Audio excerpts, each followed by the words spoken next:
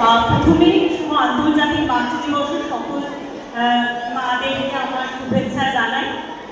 আজকে আমি একটা কবিতা পাঠ করবো কবিগুরু রবীন্দ্রনাথ ঠাকুরের। আমার মনে হয় এখনকার সময় এটা খুব প্রাসঙ্গিক। যে যুদ্ধ হচ্ছে আমাদের সেটা কখনোই কাঙ্ক্ষিত নয়।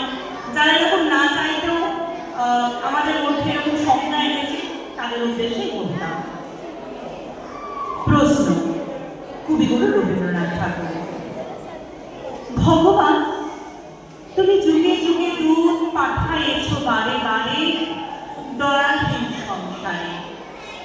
তারা বলে গেল ক্ষমা করো, বলে গেল ভালোবাসো, অন্তর হতে বিদ্বেষ বিশ্বাস।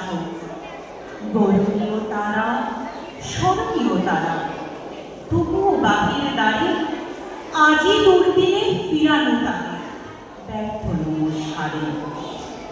আমি যে দেখেছি গোপন হিংসা কপট রাত্রি ছায় হেরেছে নিঃসহায়। আমি যে দেখেছি প্রতিকারহীন শক্তের অপরাধে বিচারের বাণী নীরবে নিভৃতে পারে।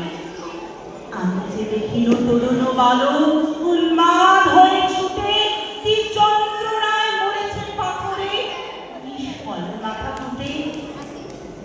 কণ্ঠ আমার রুদ্ধ আজিতে বাঁশি সঙ্গীত হারা।